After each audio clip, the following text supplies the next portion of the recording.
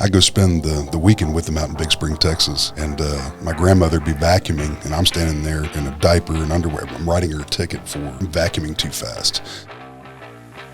Seeing everything else on social media and what do you want to call it, mainstream media or whatever, just seeing how much we're getting hammered on, and being in the industry as long as I have, knowing how good law enforcement is. Welcome back to Blue Grit Podcast. I'm your host, Tyler Owen. Clinton McNear. How was your drive down, man? It was beautiful. It was early, no traffic. I zoomed in and hopefully zoomed back out of the People's Republic of. Oh, you not you say Zoom now? I mean, I'm 38 now. Oh no, Zoom. Oh, you mean like drive? I drove. Oh, yes. Not zoomed or webinared. You say Zoom now, people think you had a meeting. Yeah, no, I didn't webinar down here. I drove down. Well, that's good. It was good. It's good. Safe. That's safe. DPS does not want you zooming and driving. No. Right now, they're concerned with having to help support the Democratic People's Republic of Austin. Yeah. DPS is busy, so Speaking they of won't that, be worried about it. They just released their statistics the other day. 77% increase in auto thefts, 30% increase in homicides in the city of Austin. And we still, to this day, on whatever date we're recording this, we do not have a contract for the Austin police officers.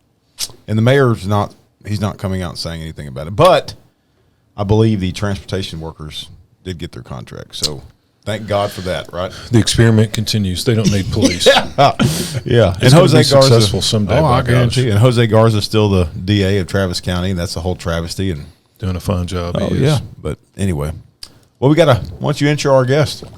So we got a guest that. How was your drive down?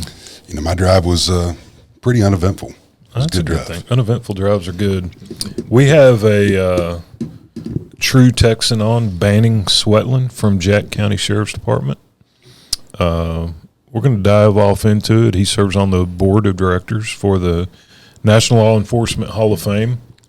Has had a good long career, and we always like to kick it off with diving into just who in the heck is Banning. Tell us about where were you born, where you grew up.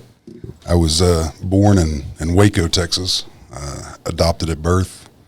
A few days after being born, I was put on an American Airlines jet, flown to Bury St. Edmunds, England, where my mother and father were. My father was a fighter pilot in the United States Air Force, and they adopted me while being stationed over there. And I was in 23 plus schools growing up, so I've been all over the country. Wow. I think it considers me a little bit worldly. I wouldn't change anything. So I gotta ask this, because my wife, love her to death. I shouldn't say that either. That you love her to death? No. I love her to death, but she's not exactly the brightest crayon in the box sometimes. And I mean that lovingly. If you're watching, I mean that with all of my heart. Obviously, you married the man, the myth, the legend, Tyler Owen. So you've obviously got some kind of brain. We probably just lost a bunch of female listeners. Yeah. So my wife was talking to a person who was from England. And so she said something along the lines of, do you speak their language? Like, how was the language? My wife said this, and I said, so wait a minute, Janet, you're confused because we live in America, and now you're talking to somebody from the Great Britain, from England, and you want to know what language they speak? Take a wild guess what that is. And she was like, I said, English? Would that be maybe anyway, I wanted to sidetrack on that whenever you said you grew up in England. So I guess you speak the language quite well. I do. I'm fluent. No accent. No, okay. None whatsoever. Good. No. Oh shit, that's awesome. And they said I had a nanny over there, and they said I had ginger hair, not red hair, ginger hair. So ginger. Yes. Came back to D.C. after England, then started obviously school in Texas, Arizona. About what age was that? When you were in D.C.?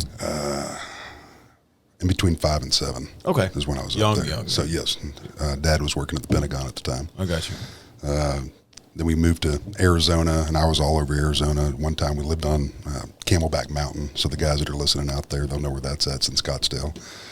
We actually lived next door to Mr. T. I pity the fool. That's cool. Mr. T? Yes. Like the guy? The Mr. T. Oh, wow.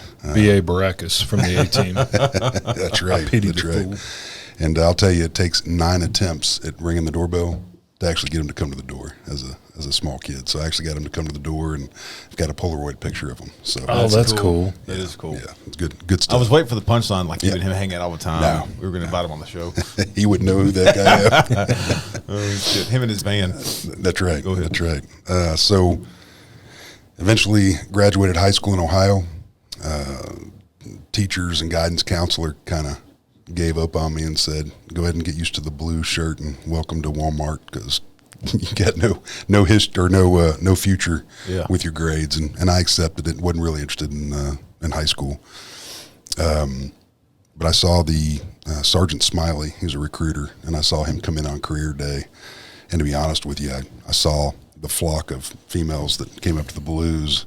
I had no clue what branch that was. My dad was in the Air Force, and at that age, wasn't interested in it, but I was interested in what was going on. Oh, yeah. So sat down and talked with him. He said, do you want to be a Marine? And I said, if that means wearing this thing, then I'll talk to you some more. And then I even asked him, I said, how smart you got to be to get in this? And he goes, I got you. So went and took the ASVAB test, and I cared about it and actually studied on it a little bit. He handed me a book and said, you can actually take whatever MOS that you want on the enlisted side and pick. And I said, give me the highest washout rate. And he said it was security forces, which is not MPs. That's what it is in the Air Force, but it's guarding our nation's assets. It's kind of what it is. CQB, close quarters battle stuff. So went in, got meritoriously promoted in boot camp, and got meritoriously promoted again in security forces training. Did my 4 years, got out, and then I started my lifelong dream of being a police officer. Wow. How the hell did you end up in where you work at now? So Did you begin there? no, I didn't. So when I got into law enforcement in 2002, that's when everybody was kind of on a hiring freeze. So when I got in, I kept getting turned around. Either I didn't have a degree in Dallas, Rockwall also required a degree. Yep. My dad was living in Rockwall at the time. I was pulling security gigs, and I was an armored truck driver, doing all these things to make ends meet, and trying to figure out how to get a hold of this T-close. Back then, it was T-close. Oh, yeah. And finally, I would call Austin. Nobody would give me any answers, and the internet wasn't exactly really fast back then. 56K dial-up in some places, but I knew that there was a state trooper that always sat on the bridge, going through Rowlett, going towards Rockwall. Yep. And I finally just hammered down about 12 over. And shit. I was like, I got to talk to somebody. I could never get up close enough to a cop. And he pulled me over. As soon as he walked up the window, I was like, you're not going to believe me, but I did that on purpose. And just the look on his face, And I had all the Hoorah Marine Corps stickers in the back of my car. And thank God he was a Marine as well. So we sat there on the bridge screwing up traffic for about an hour and a half, got my notepad out and my ink stick, and he gave me the whole path on how to get T-close certified. You know what the trooper's name was? I don't. That's cool. So we just had Aaron Slater on, Relentless Defender. Shout out to him and his complete mission and his story, because it's absolutely phenomenal. If you haven't seen that episode, go check it out. And in his episode, he talks about a police officer that guides him there from the Meadows. And it just goes to show you that you don't know who you're coming in contact with, and you don't know, small things matter, right? And so for the listener out there, the patrolman, the trooper, the county deputy, stop and evaluate and really process the amount of time that you put with your citizens, a random citizen, just like you did. You intentionally try to get them to pull you over just to get information. But, man, that shit matters. That's amazing that trooper stayed there that long a time and explained all that. He could have stroked you a warning and said, "Shut up and go on down the road," or stroked you a ticket. Shout out to him for doing that. Yeah, absolutely. So back up 2 seconds. Did you have any family in the Marine Corps? I mean, in law enforcement? I did not. Had you ever considered it at a younger age, or was it security forces MOS that kind of what made you decide one day, I think I want to be the police? And I get that question a lot, and a lot of people kind of look at me funny, but I've got Polaroid and black and white and the silent videos my grandmother and grandfather used to do. I go spend the weekend with them out in Big Spring, Texas, and my grandmother would be vacuuming, and I'm standing there in a diaper and underwear. I'm writing her a ticket for vacuuming too fast. I've always had an affinity to want to become a police officer. Every time I saw a police car. And then in 5th grade, I was actually in Big Spring for I think about 7 months of the school year. And it was the first time I was introduced to the DARE program. And the DARE officer came in the Fox body Mustang, the actual 5-speed. He brought the board with all the dope and just, I didn't care about all that. I knew I was never going to be somebody that used the drugs, but looking at his uniform and how squared away it was, and the way he took care of himself, the way he presented himself to the class, that was huge to me. Yeah. And then for him to actually, with all the questions I had afterwards, he put me in the passenger seat of the car, and we got to go nice and slow around the parking lot. He hit the lights. I was hooked. I had to somehow get into law enforcement no matter what.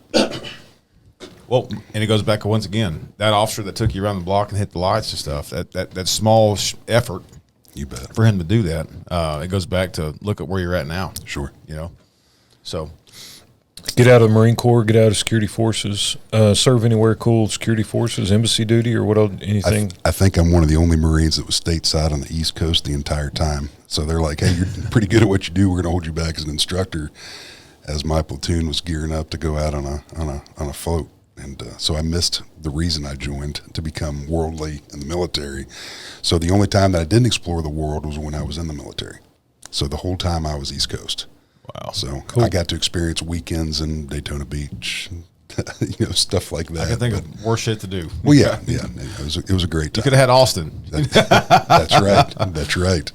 I'm just playing. But after I figured it out from that trooper, I came back and went to a library in Rockwall and started researching. There wasn't much there, but now I had TCLOS. So I was able to call the operator and figure out a number, and I was able to talk to the lady at TCOL now, and she kind of guided me. She's like, you're a veteran, go contact either a COG or Tarrant County. For me, it was Tarrant County Community College, their police academy. That's the one I went to, filled everything out. Next thing I know, I was in the academy about 3 months later, and I was the 100th BPOA at Tarrant County. And it was an amazing time in the academy. I ended up being the sergeant of arms in the class, the highest marksman in the class. So it was a good deal. Crazy question for listeners out there that may be considering it. Does GI Bill help with police academy at a junior college? I paid $25 for the academy because the GI Bill covered the rest. Sweet. So at that time, the GI Bill was even taking the books, everything else. Nice. Damn, it is. So if you're ETS and looking, trying to figure out what to do, or you don't get hired at an agency, be sure you explore GI Bill option at some of the junior colleges. There's Rivera College, Tarrant County Junior. There's a bunch of Dallas County. academies out there. Yeah, Dallas County. Yep. Eastfield. Shout out to them. Never been the same since I graduated. I was able to still go get my commercial pilot's license afterwards. I wanted something to fall back on, not knowing how the police force would be and how it would go. So used it on that, and then I got a statement about 6 years ago stating you still have your GI Bill, so I still got more in there to expand. Shit. So That's how it works. it is. It's Oh, wow. awesome. You'll be a doctor. And your investment in that is $1,200. It's $100 a paycheck for 1 year. Your first year you're in, that's all that the military person pays towards the GI Bill. Wow. It opens up a lot of opportunities, and I think a lot of guys and gals forget about that. Yeah. Yep. Mine was purely a donation. It's still in there though, right? Yeah. So I graduated from TCC back in 2002. We had a gentleman that was teaching our ethics class. He was the Blue Mound police chief. We went to lunch one day, and he's like, "You're one of the only guys that's not. You don't have a department yet." And I was put myself through the academy. He's like, "Do you want to get your feet wet when you get out?" And I was like, "Absolutely." He's like, "You want to be a reserve?" I said, "I'll come work daily to learn." So he swore me in at Wingstop in what is that, Lake Worth? Yeah, he swore me in before graduation. He goes, "We'll do another one." He's like, "I just want to let you know I'm serious about this." So got hired at Wingstop. At Wingstop. So I actually stood up, and somebody's got a picture of it. One of my academy guys got a picture. I'm in my academy get up. So I have one question. Was there any blue cheese or ranch involved? There was probably both, and it was I'm a probably huge all over. Yeah. blue cheese guy with wings at Wingstop, so I would be very excited. That would make me Yes, want to get blue yes. cheese more often. Go ahead. Sorry. I was probably Clint's looking like I'm stupid. I was Hold my probably wing and watch this. That's right. But so I went over to Blue Mound. I was there for probably 3 months. Cockrell Hill Police Department picked me up. Shout out Cockrell Hill. That's my first paid gig. I was there for maybe 3 months, and I got told one time in the academy, never become a genie. Don't don't go from department to department, but I figured I could articulate it that I got down to Cockrell Hill, was the only guy on the street. Anyway, it was they needed some more help down there, and then Haltom City called and they said, "Hey, we got you. We want to bring you in for an oral board." And I thought, man, I was so low on that list. What happened? And the guy told me, Detective Gray. Matter of fact, he works for Tarrant County now. He said, "Well, man, you wouldn't believe how many people sign up and they've got felonies or they've got warrants." And they kind of exhausted that list pretty quick and got down to me, and they were only hiring one out of that, and I was lucky enough to be offered a job. Spent my whole career there. And What year did you start Haltom City? 2002. Okay. So I was there, and I believe it was till 2018, early 2019, somewhere in there. But I was in patrol for almost 2 years, and got selected for canine, and hence the bite from my first Malinois. Tried to rip my arm off.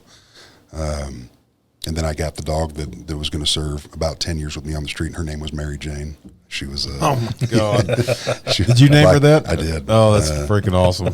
She belonged to the DEA in Las Vegas before we got her, and they actually owed my instructor a favor and shipped the dog out here to us, and she was an outstanding dog. Jesus. But Shepherd or Malinois? she was a black lab. Really? Yeah, so she did article recovery, tracking, and narcotics, and she was the first thing she found was marijuana, and I was still kind of juggling names, and I was like, Mary Jane. Chief's like, please no. I was like, oh, I'm doing it. That's awesome. And then the city got behind it. Obviously, she was a great PR tool for the schools. Yeah.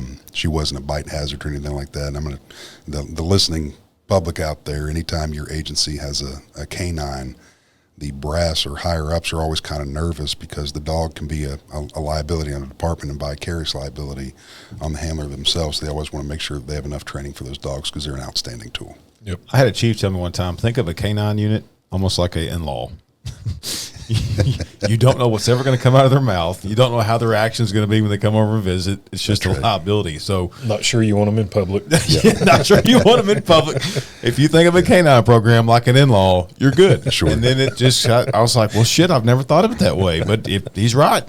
So anyway. Well, I was the lowest rank officer in there, and then my partner, he was a corporal. His name's Tom Myers at Haltom City. Matter of fact, he just retired last month or the month before. 27, maybe 30 years at Haltom, and he was one of the guys. When you get to a medium-sized agency, you look at him, you're like, I want to emulate him. He does everything right, and it's awesome. And then we got lucky enough to be together as partners in canine and worked together for almost 10 years on the street in canine, training every Wednesdays. We'd alternate weekends, and his dog was a Malinois, and his name was Bruno. And whenever we had bad guys run, you know, and we'd always say, stop, release the dog. If they knew Bruno was there, that dude was a bullet. And so just to be clear, where Haltom City is at for the listener that may not know, it's on the eastern side of Tarrant County. It's on the Western? Sorry about that. It's on the eastern. It's the northeast, right there at 820 Denton Highway, Beach Street area. That's all Haltom City. Okay. And how big is Haltom City at that point in time when you were working? 12.2 square miles, and we had, I think, 85 sworn. Okay. So it's a decent size. It is. Okay. It is. I started there, and we had our own jail at the time, so we had quite a few jailers. We ended up joining it was North Hills, Richland Hills, Watauga, and Haltom City all joined together, and that's when North Richland Hills got their big department and the big comm center for 911. It was a pretty neat venture. Cool. All right, yeah. So I didn't mean to trip you up. No worries. Spent most of your career at Haltom City as canine? No, just 10 years canine, the rest patrol. While I was in canine, I got to help the three-letter organizations a lot out there. DEA, DPS called on me a lot. Fort Worth called on me a lot, sometimes more than their dogs, and that was nothing against them, just scheduling. And then I got called from Tarrant County DA's office a lot based on my records, the articulation of reports. They'd always want me to kind of look over other cities and their dogs and how they wrote their reports and saw if I saw any issues with it. And I took that as that's pretty good. They value mine, and they want my analysis on what they're presenting me. So I thought that was pretty neat. Yeah. Once I got done with canine, went back to patrol, and a real funny story, if we got the time, but he's now my chief. He was my sergeant at the time, Cody Phillips. He's now the chief there, and I tell you what, he's one of the best darn police chiefs in the state for sure. When I started, he was a motor jock, and I watched him work up the ranks. Real smart guy, and he was the patrol sergeant that night. And he said, "Banning, you've been in Canine for almost 10 years. When's the last time you worked at DWI?" And I said, "About 10 years ago." Because when we get him, the current chief at that time says, "Don't spend the time on it. You need to get a ZT unit or traffic unit over there, or an available rover to come over and work it so you can get back out there and do your job as Canine." And if I catch something, I like to fry it. So that was tough for me to do that. And the negativity of that is I completely forgot HGN, everything that's involved in a DWI. So it was an ongoing joke in our briefings. Whoever gets the first DWI gives Sweatland a call. He's going to come over and adopt your case. Oh, God. And I'd sit there just chewing my nails like, boy. And I put matter of fact, I found a Tmpa update course, put myself through it because I was like, man, I got to know this stuff. And I did it, and I wasn't great at it. But I said, I got enough now to where I've got my clipboard. I can go through the motions and get it done the correct way. So I hear him key up on the radio. I think his number was 300 that night, and mine was 306 as a rover. And he said 300, 306, and I was like, "Go ahead." He's like, "Make my location," because he just called traffic, and I'm just like, "Oh man, here we go. This is going to test trial by fire." So I start heading his location, and anybody that knows the metro area, Belknap goes all the way down into downtown Fort Worth. And then we have, I think it's Midway Street that cuts through the middle of it there. And I had a BMW blow the light and get airborne coming at me, no front license plate. While you're headed to him. While I'm headed to help him. And my ethics meter started going off. Something's going on with this car. But in my mind, he's driving a straight line. He's not drunk. So I'm going to turn around, make sure he's good to go. And maybe he's just taking somebody to the hospital. So wasn't trying to upset my sergeant, but I turned around, called traffic. And then he failed to yield for a minute. Then I got up there. He reached under the seat to grab a gun to handle me and decided not to because I was able to meet force with force. He made the right decision, dropped the gun. I'm telling everybody on the radio what's going on, that I'm dealing with a passenger who also has a gun. They just committed several robberies in Arlington, and Arlington was about to put a bolo out on that car. And I had, I don't know how much money in the trunk, drawer tills and everything. And I got on the radio and said, 300, I apologize. And he actually took care of that call and then came over to the location. He was happy what I got and high-fived, and he goes, "You're going to get a DWI one way or another, I promise you." So moral of the story is I mean, go out and find a DWI. Make sure you're refreshed. But that was a good pop, and we got a couple bad guys off the street. That's awesome. awesome. It was a neat deal. That's awesome. So you were in patrol for many years in the Canine? Yep. At what point did you think maybe you're going to move, make a transition out to really west? Well, when the Dallas 5 occurred, I think everybody, that should still be fresh in their minds. I got with a couple other buddies, and we were trying to develop a training program that was affordable for law enforcement because usually that's their budgets. So I created a nonprofit. Everybody told me I was crazy. It would never happen. And I still kept pushing towards it. My board members were amazing, and we ended up moving out towards the Jacksboro area, meaning for the nonprofit. I was still working in Haltom City at the time, so on my off time, I was working on this project. So we were able to secure through a lease. We got about 3,600 acres, and it already had a firing range on there. I'm trying to remember what it was called because the guy from Black Hawk Down was the one that actually created all that stuff out there. Anyway, it may come to me later. So Howell? We started. What's that? Last name Howell? No, not on that one. But we got started out there. We started, matter of fact, bringing Haltom City SWAT out there because we had a 300-yard range. We had several 50-yard berms, and then I had a 1,000-yard range, and then we had a unknown distance 4 ranges to where we could set up targets, and they'd have to figure out their windage, and it was just really good for snipers. So I eventually wanted to do that full time, and then we also had the problem in the schools in reference to active shooter situations, so created another company for that, basically arming our Texas teachers, putting them back in the classroom. So started focusing on that, realized that I need a lot more time of the week to be able and get clients and train up instructors and do what we needed to do for the school districts as well. So had a nonprofit running here to where we used to bring a whole bunch of wounded police officers from around the country, fly them in and do a 2-day neat deal. Matter of fact, we were talking about a gentleman named Kyle Reyes. He actually helped me develop contacts for that, and we brought in people like Eli Crane, who's a congressman out in Arizona, and he's the creator of Bottle Breacher. Matter of fact, he was at 2 of our events out there, and just a lot of neat people. But what you're doing is just giving them a Purple Heart plaque. A lot of these guys were unfortunately turned on by their agencies. I won't go into that or anything like that. When I say turned on, it's once medical bills get so much and stuff like that, it's an administrative type leave, and I get they have to follow instruction. I'm trying to speak for all law enforcement around the country to make sure that they get taken care of by agencies if they're hurt. And the only egregious act that they usually do is go to that 911 call. So that's big to my heart. So going back to Haltom City, I retired from there and eventually moved my whole family out to Jacksboro. And at that time, when I first started, I didn't plan on putting the uniform on again because I was so busy doing everything. I was approached by some people in Jacksboro, like, hey, your T-Cole is still good. Would you mind coming over being a sergeant at the police department? And sure, let me look at everything. Let me go home, pray with my wife about it, and we'll see if I want to jump back into that. So took a couple weeks, did that, filled out the application. Jacksboro hired me, had a great time there, got to learn a lot of stuff. And then eventually I was like, you know what? I know all these county guys here. I like to hear the stories that they're dealing with bulls and cows. I've never had to do that as a municipal officer. And I was like, I'm going to give that a shot. So eventually went to Jack County. I was lucky enough to get hired out there, and that's where I'm at now. So I'm looking at about 21 years in law enforcement now, and I hope I got another 20 in me. That's awesome.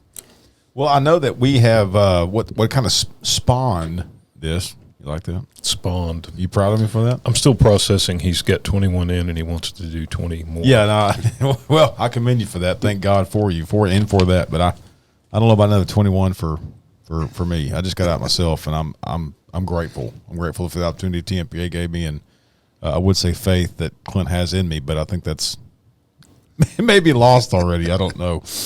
But what has spawned this episode was your social media following.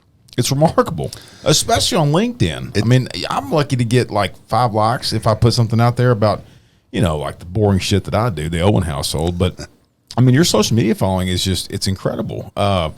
So you're a Jack County deputy. You've got 20 years in at Haltom City. What started that for you to have an interest in, I guess humanizing that badge, right? So what began? Just seeing everything else on social media and the what do you want to call it, mainstream media or whatever, just seeing how much we're getting hammered on, and being in the industry as long as I have, knowing how good law enforcement is, it really started to bother me. And I didn't think I was going to get a following, but what I wanted to do was just kind of illustrate just my day. Yeah. In a small populated county, this is what I deal with. I mean, of course, I'm not sharing the calls, but this is just, I guess feelings throughout the day, of looking forward to a sunrise and a sunset. And without saying it on social media, that means I was lucky enough to wake up today. I'm out here to serve the people. And now I see the sunset. That means I'm lucky enough to go home. And everybody on my shift is going home. So, and I'll come up with whatever's in my mind. I'll throw it on there, and it's either going to be a picture or a video. And for whatever reason, God's in control of everything. But that, I went from maybe 1,100 followers, and I thought I had, I was like, golly, 1,100 followers. And now it's, I haven't looked in a few days, but it's at 29,000 something on LinkedIn. And when I post things, the impressions, when people were viewing stuff, if I post a little video in the morning, by 2 o'clock in the afternoon, I'll have 1.5 to 2 million views. I'm not really interested in people who are liking it, but if they're watching that content and they're taking something home from it, if they're an officer, and it doesn't, if you look at my connections, I hate to use the word followers. I think that they're connections, and I wish LinkedIn would change that terminology on there. I hate the term of people are following you. Now, I like to be side by side with folks. But if you look and you kind of unpack my connections, they're any job that you can think of. It's not just law enforcement. I get thousands of messages. If I did a post this morning in reference to coming here, and I think it's already up to 1,200 messages. Either people had dealings with y'all in a positive way, or talking about, they're going and watching the podcast. On the negative ones, refer them to Clint. Yeah. We shouldn't have that many, though. I don't, the negative ones are less than 1% of all the messages that I get. Somebody, had been arrested or maybe they messed up in life and they see me wearing a badge and they want to vent on me. Vent away. Right. That's what I'm there for. You're not going to hurt my feelings. That's right. So when did your campaign kick off? When did you start this? I'm gonna try and make a statement, and I'm gonna try and be a positive. Maybe 2 years ago, or almost 2 years ago, I tried to do a post, kind of like a side profile post after leaving a hot accident where there's no emotion on my face at all, and I was kind of showing we go to bad stuff, and I wanted to kind of people to see the external of that and write the internal, if that makes sense. So they got to read and see both. And that's when I opened it up the next day, and it had like 12,000 likes on it. And I was like, I don't even know 12,000 people. What's going on with this? And then I opened up the other box, and I had, 2,500 requests to connect. And, of course, you go through it carefully and make sure it's not a robot or somebody that's got ill intentions. But about 99% of the people I'll connect with. And if I have to boot them, I'll boot them, if they're in there for bad reasons. But maybe 2 years. Wow. And I guess seeing that immediate feedback was like, hey, man, I think I'm onto something, or this is positive. Because one of the things I admire about it, there's a lot of people have jaded views about what we do, and there's a lot of cops that have a jaded view because of what we've seen and done and had to process.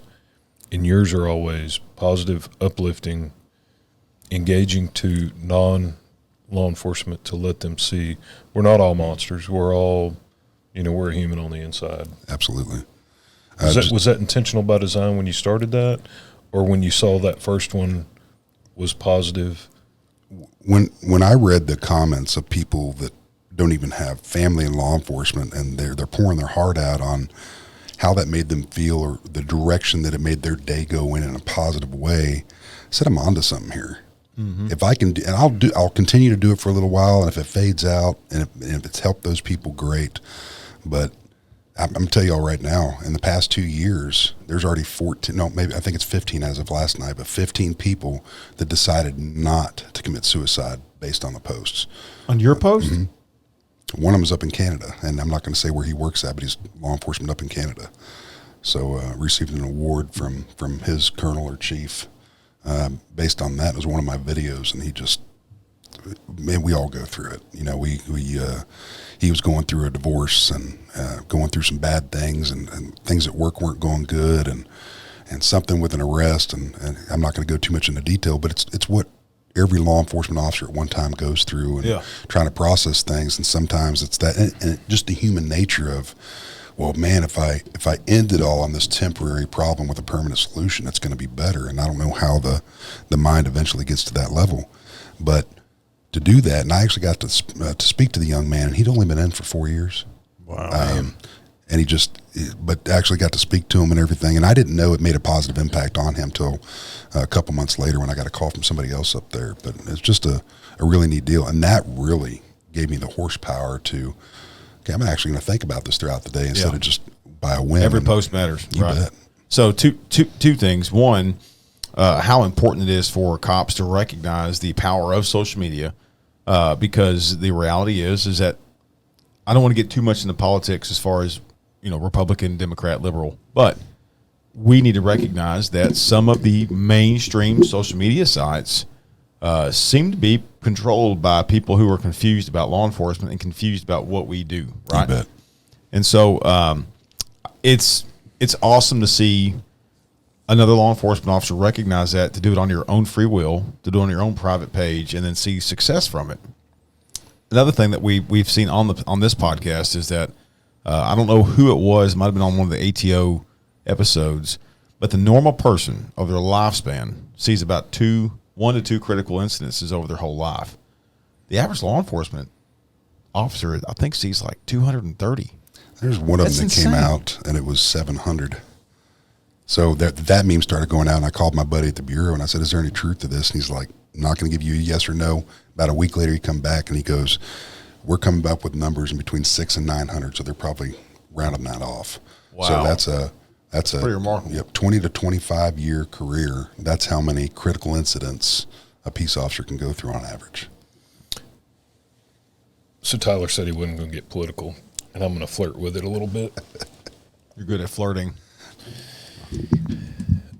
Your LinkedIn has launched. LinkedIn is not as politically controlled.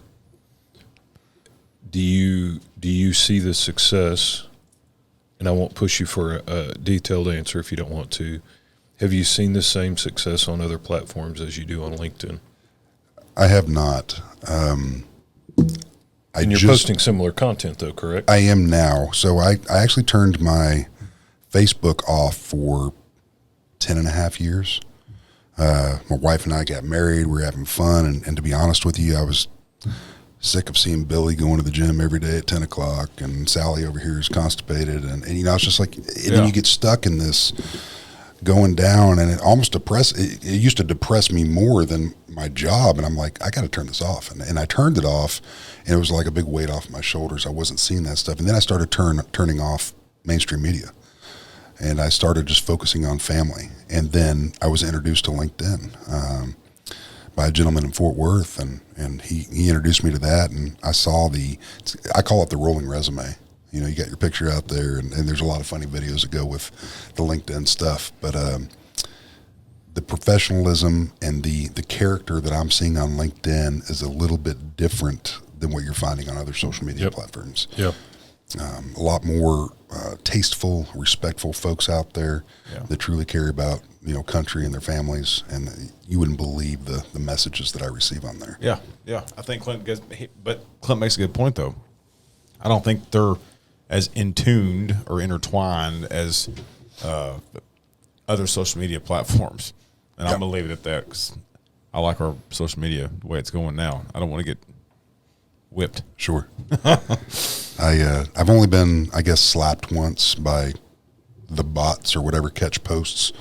And then when I reposted it, I didn't change anything on it. I contested it, logged out, logged back in, copied and pasted what I had in there, uploaded the same picture, and I said on there, this apparently offended somebody, and I apologize, but I believe that I'm not breaking anything after viewing the policies. I'm not breaking anything, so I'm going to reattempt it. That one got up to 50,000 likes and about 65 million views. Wow. Yeah, we'll pull it up later. I'll show it to you. But I'm just standing in the back of a patrol car, and I'm pointing at "In God We Trust," and I got a piece of straw hanging out of my hat, and I had a hat on, and it was a long day, and I was trying to give everybody a smile at the end of the day. And matter of fact, I had a cloud cover, so I couldn't do the sunset. So I was like, I don't have a sunset, but I do got this for you. That wasn't terribly long ago, was it? I reposted it not terribly long ago, because people were asking. Takes me an hour to go back and find that picture, and would you post it again? And I was like, I'm back by popular demand, and threw it back up there. So I like the segue top. Yeah. I have seen, and just speaking on LinkedIn, this is just kind of one social media guy to another, but are you starting to see bots that are kind of trying to, so I get notified a lot on Facebook of the Meta business site, and it'll send me a notification of, hey, this shit is violated, this video has violated our policy. Right. So it makes it's clickbait. Yeah. And Clint so I have to do repetitive training, because one, I don't listen very well, and I'm a hard learner, and Clint recognizes that. Known offender. I'm a known offender. So I have to take a lot of training, and Clint's on my ass about it all the time. Like, hey, listen, you got to take this. You're putting our whole entire organization at risk. It's because of you. Yes, sir. Yes, sir. But he's having a hard time recognizing the Russians and Chinese. I can't. It's hard. Yeah. I mean, it looks like like a legit Facebook deal. So I want to click on it to make sure that, I'm not going to get fired tomorrow from shutting down Tmpa's Facebook. Can you imagine? Oh, man. Can you imagine that phone call? Are you sitting down, Clint? I'm so sorry, but we don't have Facebook anymore because I'm an idiot. If that ever happens, send every post my way, and I will launch it for you. Thank you on everything I got. Thank you. I appreciate that. You bet. I appreciate that. Well, so you're on. You're a part of other organizations, and you're a part of other boards and stuff. Do you want to dive off into the what was the other National Law Enforcement Hall of Fame? How did that come to fruition? So, I've seen them on. Matter of fact, they started on LinkedIn, and then they kind of segued into Facebook on it. And I saw this. young lady named Megan Stockberger and Adam Davenport out of Toledo, Ohio, of all places, posting at that time. It was 5 successful years of inducting heroes from across this country and law enforcement into the Hall of Fame. And I'm like, and their full name is the National Law Enforcement Officer Hall of Fame. And they have a website and all that good stuff, but they've been putting their own time, money, and resources in this, and they were doing pretty good at it. And then I started seeing some of the officers' names that were getting inducted, and I started reading some of the stories. And then I saw that Sheriff Mark Lamb was involved, and he was going to be the MC at this upcoming one. And I think I sent a message to Mark saying, hey, thank you for doing this for these people, because we're connected on LinkedIn. And I didn't know if Mark, he's got such a huge following from Live PD and all that. I was like, I bet this dude's got somebody kind of running the show, and maybe a secretary will get back to me. But no, Mark got back to me. That's cool. And then I got to speak to him not much long after that, and I got to speak to Megan Stockberger and just saying, hey, I've got a few followers on LinkedIn. If you want me to help, put this out there. And immediately it was, well, what's that going to cost? I'm like, nothing. Whatever postage is on an email, send it to me and I'll launch it out there for you. I'm not doing this for any type of compensation. And I think that's the best way to do things, when they tug on your heartstrings. So I help just put some advertisements out for them for donations. And I don't know monetarily how it helped, or the next thing I know, I'm getting an official ask from them and Mark, hey, would you mind coming up here, maybe flying up? We don't have the money to bring you up, but do you think you can make an appearance up here and do your LinkedIn thing? You bet. So I'm going to go into the story of, I packed the day before. I knew I had one more shift to do, day shift, and then I would have to drive up to Toledo, Ohio, because at that point, trying to get an airline ticket that late in the game, it was tough. So I was like, I'm just going to drive my truck at 10 miles a gallon, because that makes sense from here to Toledo, to Texas. So I'm working with a rookie, and he's doing great. And then I hear the fire department things toning off, and I'm noticing things are a little black out west side of town. And everybody's always told me in churches or the chop house, and man, it's great when tornado sirens go off. Tornadoes don't go through Jacksboro. It just doesn't happen. There's a curse back in the 1800s from the Indians, and we don't get that type of weather. You can just watch it go around us. I'm like, that's cool. I work in the county now, though, so I'm out. So I'm watching this supercell. I've got it pulled up on the MDT on my phone. I've got 2 kids, one in the elementary, one in the high school, and I'm training him, and I hear emergency. So you have a third kid. Yes, yes, a third kid that's older than me. So at least I don't have to pull on the reins that hard. Matter of fact, he was a police officer back in the past. He just reactivated everything. So we're coming up Highway 4 in Jack County, and about a mile to my left, I had an EF4 tornado that we're paralleling, and I'm dealing with trying to get information to the emergency manager, small county. So he's also our IT guy, our printer guy. He wears a lot of hats. The deacon at the First Baptist Church. Well, actually, he's the pastor. Okay, but, there you go. Yeah. So I'm getting information there. I'm trying to communicate with our high school principal, not knowing that his phone's blowing up from every parent and everything like that. And then I'm trying to communicate with people at the high school. I've been pretty close in their security stuff in the past, so I knew a lot of the people over there. And then I'm communicating with my wife, who's making the determination that she thinks she can get over to the elementary school and to the high school and back. And we're one of like 5 houses that actually has a full basement.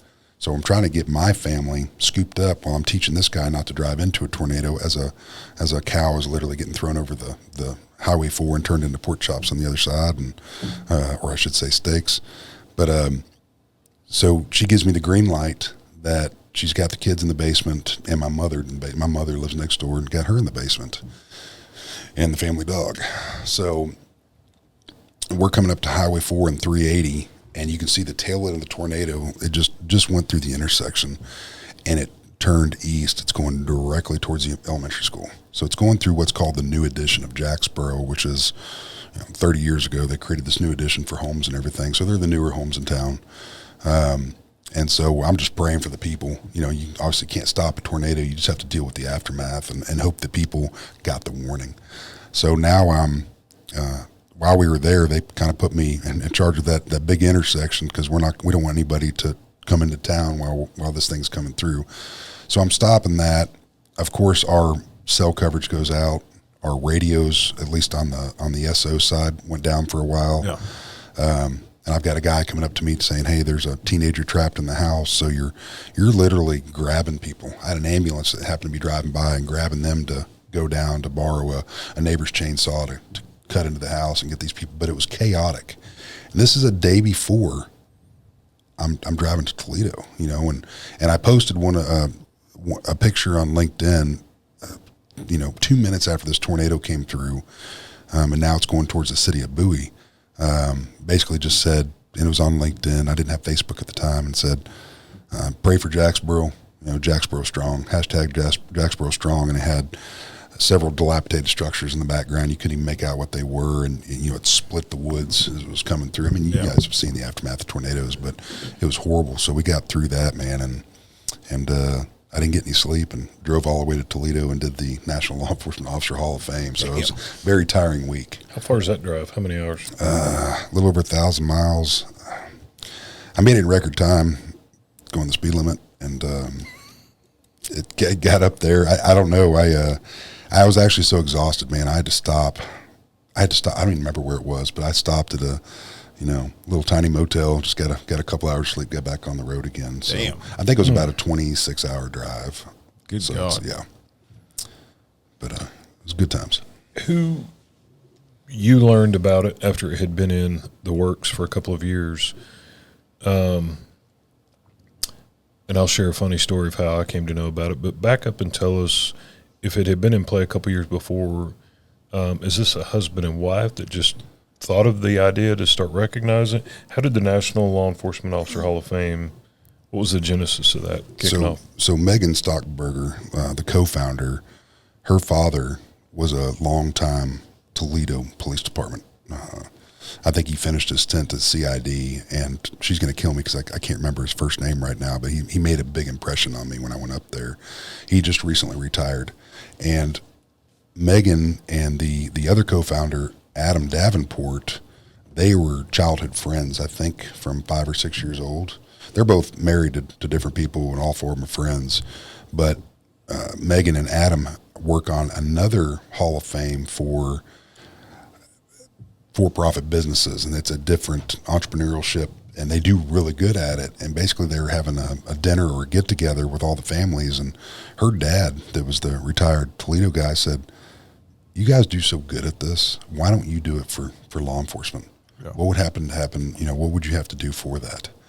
And then that's how it was born. And they've literally put 100% effort into this. You know what year that kicked off? I think now this is going to be the 7th or 8th one. So about 7 or 8 years ago. Nice. Yeah. So how long have you been affiliated with them? This will be my third event here. So it'll be the third year. So, a funny story about National Law Enforcement Officer Hall of Fame. I never heard of it. Banning reaches out over LinkedIn. We connect on LinkedIn. I take a look at his page, trying to make sure he's not a Russian or Chinese bot. See the National Law Enforcement Officer Hall of Fame board, and that same week, Tony Godwin from Catfish Cops, who's a huge partner of ours, reaches out and was like, "Somebody's reaching out, wanting to put me in the National Law Enforcement Hall of Fame. Did you call me? Because it sounds like a joke, and I've never heard of this place before." And I said, "It wasn't me." He goes, "Well, I'm going to vet this because it just doesn't sound legit." And that's why a guy on LinkedIn just reached out that is somehow affiliated with them. Let me ask him. So before I could ask you, or I think I was asking you, he goes, "No, I sent him an email and made him communicate with me to vet it." And it was really quickly ramping up. And so that's when I reached back out to Banning. I said, "Hey, man, my brother is headed up there to get inducted. Please kick him in the balls and make fun of him as much as you can when he arrives." And it was crazy timing. Me and you link up literally the same week that Tony Godwin reaches out. And awesome. That was a small world. That was crazy timing. And then just even talking to you, it's just, Texas is a huge state, but law enforcement is still small Yeah. Yep. niche, and I'd say a name, he'd know it, and he'd say a name. I mean, just how small it is. Yeah. It's awesome. Yeah, we're hours apart and know a bunch of the same people, have known a bunch of the same people and cross paths, and Oh yeah. it's bizarre. As Yeah. big as the state is and the community is, it's still kind of a small family. Very much so. So what's the future hold for you? I mean, what are you looking at getting? Later on, you want to continue the training that you started up there in Jacksboro, or you want to continue working for the Jack County Sheriff's Office? What's the future hold for you? I know you've heard of COVID kind of destroying some things, and COVID. What's that? I don't know what. So they it really hurt us on 2 years ago on trying to get an event together from getting live bands out there, and so we had to put a hold on that. Obviously from sponsors and stuff like that. It wasn't happening. So those of you that are a part of the events or been to the events out there, they will happen again. They're just on hold right now, and they're going to be bigger and better each year. You're talking about Hall of Fame events? No, these are the Emergency Operations Proving Grounds, a nonprofit that I operate up Okay. there. Yeah. And we give the Purple Heart to the folks that have been injured. And That's awesome. Matter of fact, one of our first recipients, and I think you guys may know who he is, but it's Houston Gas. Yep. And he was shot up in the Panhandle 7 years ago now. And actually, he's one of my deputies that works with me up in Jack County, and we also worked together at Jacksboro. He was the other sergeant, and I was the other one. So we've known each other now for several years. And matter of fact, I talked him into coming down to Jacksboro, and he was the chief up in, is it Fritch? Yes, Real small French, town. Texas. Yeah, I think. Fritch. Yep. Yeah. He was up there, and he was ready for a change of venue and came down to us, and he ended up being one of our first recipients of the Purple Heart, and he's also a big backer of what we do, and he networks through Randy out in Las Vegas a lot with the Wounded Blue. Yeah. And he does a lot of work with them, and just a great guy altogether. And I'm sure you guys are aware of Dustin Schillinger and the Peer Support Network here. Dustin's a good friend of mine. Yep. And that's an amazing, I mean, if you log into your TCOL account and you're just looking at your hours, the first thing that pops up right in the middle of that is the Texas Peer Support Network. And I know those guys are doing a great job. Yep, good, for sure. Good folks for sure. But yeah, that's another thing that I do on LinkedIn is try to talk about the mental health of these officers. I know we got to dab on a little bit earlier, but my big thing is reaching out to the brass, chiefs, elected sheriffs, constables. Make sure your guys and gals are taken care of. I mean, that's a big thing, man. It's huge. We're in 2023 now. Yeah. We had Joe King on the other day, ATL podcast, shout out to them. And he was talking about, he started the OWL unit in 2022. Officer Wellness and Longevity Unit. Yeah, 2022. They've already reached about 1,800 officers. And of 1,800 of those officers, about 13% is what they're seeing actually request help. And I don't mean, I'm not saying that they're suicidal. Sure. I'm not saying, but they're requesting additional help or additional counseling. And so he was talking to his wife or his daughter during a conversation came up, and he said, "Who the hell was here before this?" Right? I mean, who was checking on these guys after a critical incident or a suicide call that they went on or a major accident? There was not really anybody there, and so we've done a better job. You being prior, military, we've done a better job in law enforcement identifying mental health, mental illness as a problem, and so I think we're getting there. But it takes people like you, to have the forethought to do that. So, and I'm probably speaking a little before, but Megan and Adam will start releasing some stuff in the near future, and I don't want to spoil a lot of it, but we're actually trying to look at a national model for mental health, kind of a fill-in. If something's failing, this is another avenue that people can take, but it's going to be. Have you reached out to the two Dallas PD ATOs? I have not, but would love to do that. It'd be. I mean, because he's getting contacted almost every day. Yeah, their model's great. It's awesome. It's is our date set yet for the next Law Enforcement Officer Hall of Fame Memorial Gala award ceremony? And it's moving to Fort Worth. Yeah, we're moving to Fort Worth Worth at the Omni, right? Yep, Omni Fort Worth. Yeah, it's going to be March 22nd. I would love to extend this as a personal invite to Tmpa and y'all to come see this, because to hear some of these stories when you get in there, and both of y'all having law enforcement experience, we think we do a great job out on the street. Then you hear some of the stories of these folks that are getting inducted, and which I got to let everybody know, the people that get nominated, there's nobody on our board, that this is a third party that has nothing to do with the Hall of Fame that actually goes through these and sits with their board of people, and they're the ones that actually select the ones that are going to get inducted. And I love it. That's not us. You know, we get to see the people that are nominated and get to read their stories, but we're not selecting that. So, but it's an amazing event. And if there's anybody out there that has a patriotic business, I'm sure there's a few in Texas that would like to become a sponsor for that. There's still sponsorships available for the March 22nd one coming up. If it does well this year in Texas, we want to keep it in Texas. We want to. Nothing against Toledo, but down here it's a little bit more hospitality and stuff like that. It belongs in God's country. That's right. Bet. Absolutely. You bet. And we're going to have... although Fort Worth considered a Clint's Yankee land. Just throwing it out there. I got told that the other day. And I believe Bill Wayburn's going to be speaking there as well, Tarrant County Sheriff. We'll have some other speakers. I'll be up there speaking as well. It's just a great event. And, I mean, if you're somebody that doesn't have any law enforcement in your family and you're free that week and you want to buy a ticket to come in, as long as you're a law enforcement supporter and you want to see what's going on, man, you are more than welcome to come. So it's more the better. Maybe I can be Clint's date. My +1. That's right. That's right. Cool. So I like to always ask, and we have a rapid fire at the end, but I've got 3 questions that I've liked asking. What would, I don't know how old you are, so I don't want to offend you. I'm sure I'm 44. It's fine. 44. I was guessing guess like 34. I was going to say 28. Oh, okay. What would 44-year-old Banning say to 15, 16-year-old Banning, knowing what you know now? Keep going in the path that you're going, because you're going to go somewhere. I don't want to change anything in my past, because what I see in front of me and what I've experienced, there's not an amount of money that can give me that same experience again. Yeah. I like it. What's Banning's worst day and what's Banning's best day? Worst day. Well, I guess my worst day was about 3 months ago, and it wasn't a little job related because I had to get time off. But was getting a phone call from my stepmother out in Alabama. She was so broken up and crying, but she said that your dad's passed away. And this is the day I got back after the Hall of Fame.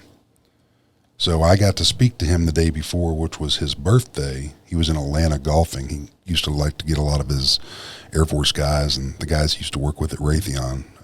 And once a year, and they go to Atlanta and rent out this hotel and play, I think it's 3 or 4 days of golf, and just golf, maybe a couple of adult beverages and golf. So it was something he enjoyed. But I actually, called him on his birthday, and I had the longest conversation with him that I've had in probably 10 years. Dad and I spoke maybe once or twice a month because both of our schedules were just here and there. And that conversation, I mean, I think we connected more in that conversation than I did as a child with him. Almost like he knew it was coming. And the matter of fact, my stepmother, talking to her on the phone, as I'm on the phone with her, she's opening up drawers, and she's finding, this is what you do for that bank. This is what you do for. I mean, he was sick, but he had a tragic accident. He tripped on something, hit a drawer, and it's kind of, I hate to use the terminology of my father. It's one of those DRTs, and I'm hoping he just didn't experience any pain on it. And as a matter of fact, speaking of the Hall of Fame, I wasn't getting any answers from that agency where this golf course was at. And I was kind of I didn't call him and say, hey, I'm a cop. I want to happen. I just hey, I'm Banning. My father passed away last night in that hotel that y'all did the crimes. Can you kind of tell? It's privileged information. So who do I need to call? We can't tell you anything. And they weren't telling her anything. It was just a frustration. So I reached out to Cheryl McCullum, who's got all kinds of awards in CSI, and she's in the Atlanta area. And she made some phone calls for me and kind of helped me out. And but she's one of our inductees and an amazing woman. She's always on a lot of TV shows in reference to CSI and stuff. She's got an Emmy Award for it, as a matter of fact. Damn. So, but it's nice to be able to, the people that I've met in this journey, money can't pay for that. Yeah. The connections that you make in this journey, just in law enforcement in general, but then on the for what I'm trying to do is just humanizing the badge across this country and around the world. You look at the Rolodex people that you get to meet, and that's huge, man. Absolutely huge. Yeah. It's Banning's worst day. What's the best day?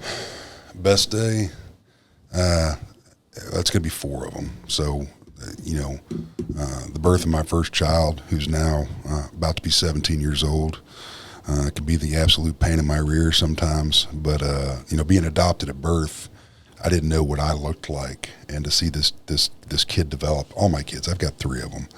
So those are the 3 of the days, is their birth were my best days. And then, of course, when I met and married my wife, as a matter of fact, if y'all go onto YouTube and just type in Banning Sweatland, there's a proposal there that upset a lot of the Fort Worth police officers because I use Air One, their helicopter. I've got a couple of fire trucks, several police cars waiting outside Haltom City, and my fiance, or my girlfriend at the time, was working in there as a dispatcher, and I went around and covered up all the cameras with brown bags, brought in all the fire trucks, made the calls earlier with the Air One commander, and just for the people that are worried about the tax paying stuff, they were already going out that night doing a training op, and they didn't have to divert. It was the same flight path. All they did was use their spotlight. They did a couple what's called, for pilots out there, turns around a point, so that's part of their training, and they just happened to use their spotlight. And at the Haltom City parking lot, she came out. She thought a crime scene was going on, and she's like, I just left the nerve center of the city. Why didn't I know this was? So you can see her in the video kind of pop her head out, and then I had to call her name because she was about to go back in there. And then it was about a 1.5 minute proposal, and I was actually wearing what was it, the old L3, her dash cam. I had the body mic on me, so we have our own private that I paid for the CD for the burning and all that, and the chief allowed me to have that for our private collection, just what I said to her there. Yeah. And it was a neat deal, but had about 60, 65 people in the parking lot witness it, from officers, and her family all came in. I mean, it was, everybody asked me, when did you decide to do that? I said 6 o'clock in the morning when I got off work. And I went out and I got the ring, went and talked to her dad, figured out the helicopter, and got with the fire chief, got with the police chief, got everything lined up, man, and I wanted to make sure it was all nice and bright out there for us. So. He learned that from Mr. T growing up. I love it when a plan comes together. I was only 18. So not to extend more time, but I worked in canine. I worked a lot with Fort Worth, obviously surrounding agencies, and I knew where these guys would sit and do paperwork. And if I was on a break, I'd go a mile out of my city and meet with the Fort Worth guy, see how he's doing. I'd pull up next to him. He'd just roll his window up. Like, what's the deal? He rolled down a little bit more, and he rolled it up again. I'm like, all right. I've helped this guy a lot on calls. I'm like, dude, what's going on? Why are you rolling up the window? He goes, you can get a freaking helicopter for a marriage proposal. And we just had a pursuit last night, and they're too busy to take off. Oh, shit. So it was jokingly and good nature, but I kind of ruffled their feathers awesome. a little bit. Good shit. That's awesome. Bunch of good guys up there. Well, man, thank you so much for coming on, dude. It's been awesome. I think we've sparked up a good friendship here. Absolutely. I look forward to maybe seeing you in March. Yes. And look forward to connecting with you on LinkedIn as soon as we get done with this podcast. So we typically end each podcast with 3 rapid fire questions. Got faith in you. My compadre here is obsessed, absolutely obsessed. He has a man cave with this vehicle all over it. And he actually has one by his nightstand with him standing in front of it. So we will damn sure get that in a minute. 3 questions. Best cop movie or line from a cop movie? Best cop car or best drink of choice? Best cop movie for me is Beverly Hills Cop trilogy. I've gone back to that so many times. What was the second question again? What is the best patrol vehicle, police vehicle that you've ever had? Best one that I've had, Crown Vic, man. I love the Tahoe. I'm in a brand new 22 Tahoe right now. Yeah. It's roomy, it's spacious, it's great for my back. But from having a lot of pursuits and we'll just say a different agency that has gone down to the stockyards, and having all kinds of fun, being able to drift the Crown Vic around corners, and the roar, and the roar, and not so much horsepower, but there's a lot of roor under the hood. There's a lot of thunder in that. It was. Yep. My personal vehicle, I finally bought my dream car. I've got a Hellcat, so it's so that's a little bit different. I'd love to have red and blues on that thing. Not much is going to get away from you. No, but no. What's your best drink of choice whenever Manning's hanging out? Hanging out, like adult beverages? Yes. Here? Oh, beverage. I dabble, gosh, a couple times a year, maybe Tito's with a splash of Sprite or vice versa. There you go. So, I like really that. I'm on That's that. good stuff. Yep. That's good stuff. Well, you got anything else, Clint? Nope. You guys check out National Law Enforcement Officer Hall of Fame. Look at the dates coming up. March 22nd. March 22nd. Omni Fort Worth. Look Banning up on your socials out there and link up with him. And he's got a great outreach. It's a positive outreach. It's a great connect with the community. Hell, it's not just our community. I was laughing the other day. I was looking on there. You got people from freaking Brazil and Colombia and Canada, and You got to hit the translate button, man. It's, It's awesome how they have that built in. yep, it's cool, Communicate. man. It's cool. What a great outreach. And in reference to, if I can just say on social media, to Facebook, I don't know why people do it, but there's in between 5 and 15 fake Banning Sweatlands out there. I've reported them all. They won't Are you take the them real down. one? I think so. I'm starting to think about it now, and I might not be. Clark, listen to me. So when you're looking on the Facebook one, just look for my big fat mug. I think I'm wearing a cowboy hat, and I've got a little what do you call it, bobblehead doll. That's the real page. You can be okay, but now of course the fake one's going to go switch all theirs to that. But I'll try to monitor. I got to get with you afterwards to get this bobblehead thing because Joe Grimaldi, shout out to Joe Grimaldi, our recently elected vice president of National FOP. He had a bobblehead and has bobbleheads at every single FOP conference. I think it's time me and Clint get our old bobbleheads for Blue Grip Podcast and maybe sell those on the side. What do you think? No?